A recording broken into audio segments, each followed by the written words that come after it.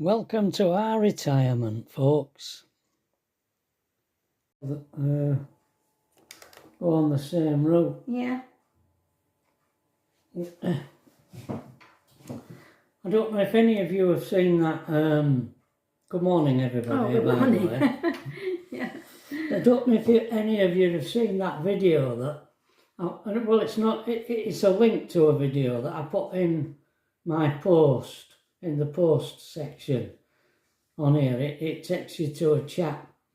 It makes really interesting videos, and the one that I was posting you to was about the roads in the 17th century, and the route that they used to take up over the hills.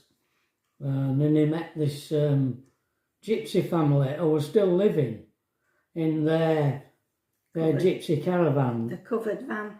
With a horse. It had just foaled, the horse, and they were waiting for the foal to be strong enough to trot alongside the mare when they were travelling.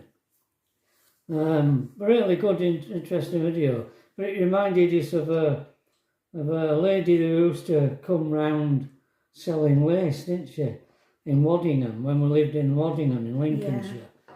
And every summer... Little bits of things, pegs and... Yeah. And I think they lived in covered wagon like that, pulled by a horse, and they used to pull up on the edge of the road on the grass every summer, maybe stay a few days. And I think they used to do the same route every year, go on a circular route every year, and they used to call in, go around the village selling bits of stuff. I think we bought a couple of things from them. Bought things from them, yeah. We did, yeah. It just reminded me of this, because can't be many people now left that travel and live like that. They look like a couple with 3 or 4 children. Yeah. With them. They had a goat, and it gave a gallon of milk a day. Yeah. Did the goat. Yeah. I don't know that poor horse pull caravan thing when it was pregnant. Yeah. Well, funnily enough, when they were building roads in them days, they built the gradients so that the horse could pull a cart up it. Oh, right. So there were shallow gradients, they weren't steep, too steep that a horse couldn't pull a cart up. Right. And that's how they designed the roads in those days. That's why you get these long, slow climbs. And it said that the King's Highway comes from that period in history when the roads in the valleys got flooded because they didn't know how to drain the land in them days. And so they had to have roads that went on the high ground during the winter. So everybody travelled on the hill, over the hilltops.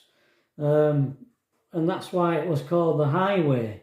Or high, it was the high ground. Right.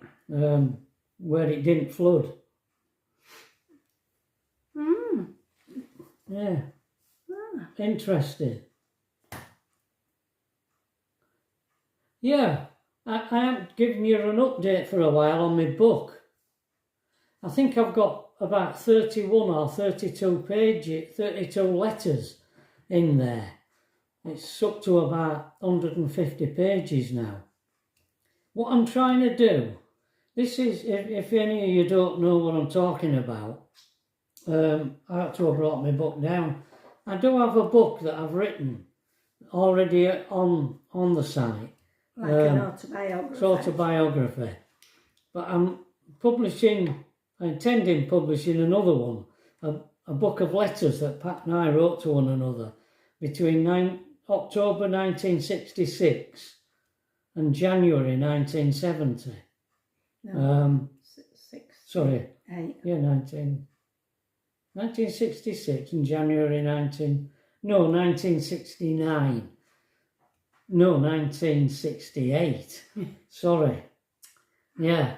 we stopped writing to one another once we got married, of course, and Pat came out. But it'd have been April 68. So October 66 to April 68. Because that's when I really went out when to you Germany. came out to Germany then, yeah. We got married in January, but I didn't go out well April. Yeah. So right, what I'm doing is I'm trying to find a place where it would be a good stopping point. Obviously, no way will it fit into one book. In fact, one book is only going to cover 3 months. And that's going to take up from October to Christmas. And that'll be the first book. And that'll probably be a couple of 100 pages in the book to get from October to Christmas. And there's going to be photographs of the letter, front page of the letter, and then typewritten what's in the letter, and then odd pictures throughout the book of different things that are being referred to in the letters. So I'm quite well on with I'm into December now in the book. So that's how that's going. Oh, God, I ought to have brought the tin down. Just a minute. I wanted to let you know that we've got the Zinser peel stop, the paint for the bathroom ceiling in our Tracy's bathroom. That Wendy recommended it to us. No, Kim. Oh, sorry. I'm hopeless with people's names. Kim. Sorry, Kim. Honestly. Yeah, apparently Kim's been involved with painting and training, sort of giving demonstrations to people how to do things with says paint. Clear binding primer, seals cracking and crazing, glues down all paint edges and binds chalky substratus, binds chalky substratus. Yeah, that's probably the ideal stuff for what she needs to seal that ceiling, and then she can paint whatever she wants over the top of it. Yeah, so that's going to be a job for me. Not many days spare this week because I must text Jane, reminder. We're meeting up with Mick and Jane tomorrow.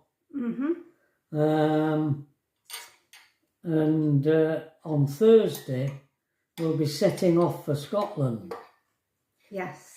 We're stopping off on the way for a night on Thursday night, and then carrying on rest at way on Friday morning, and then we're staying there at a hotel until Monday.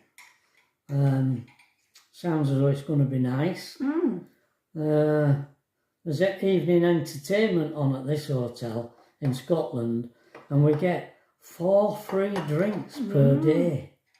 Yeah, that should be. 4 free drinks a day. Yeah. We don't get Prosecco, but we get the 4 free drinks, which I think is quite good. Cause it is. And it's a 3-course meal, dinner, which I'll never be able to eat. Well, I struggle to eat a 2-course. Yeah. So that's what's coming up this week. So whether Friday, yeah, we might get that done Wednesday then. There's only today or Wednesday. Yeah. You don't have to do a shop today. No, 'Cause Tracy did it yesterday. Pat went out with Tracy yesterday to get Ernie some stuff, and they got Ernie some pebbles, some of them Little pebbles. small pebbly things. Not that big. Shall I? Do you want to see them? Yeah, and just see what he's done with vivarium overnight. Oh, He's hidden the pebbles buried them. and thrown his food dish in basic thing and And there's also what do they call that? Cuttlefish. oh, cuttlefish in there as well. for his beak I'll show you. and calcium. So I haven't cleaned him yet. Oh, he's here. The pebbles, I believe it or not, are there. Look, he's on burying them up. There he is, and there's the cuttlefish over there. And look, he's buried his food dish. Made a right mess of everything, hasn't he? Yes, you. You made a right mess, haven't you? He's wanting to come out now. He wants to come out, Pat. Wants to come out, right? Yeah. Oh, there he goes on his travels, right kitchen.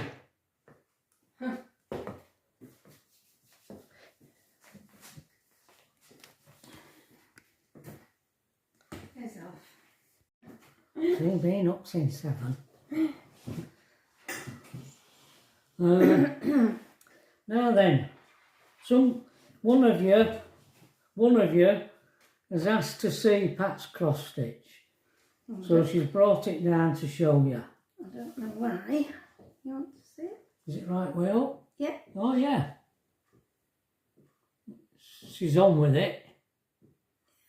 The boats. Yeah, boats.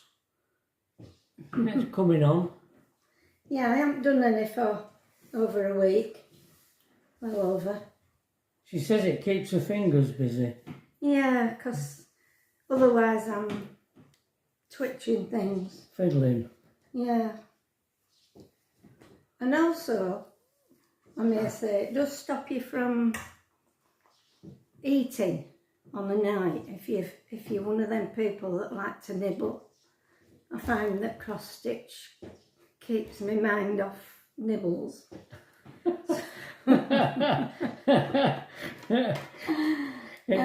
It's Tracy that ought to be doing them then. Yeah, and at the moment, no, well, she just falls asleep or she's on the phone, All right. isn't she? So, Tracy's been asked to try and get her cholesterol down and oh dear, try and get her weight down anyway. But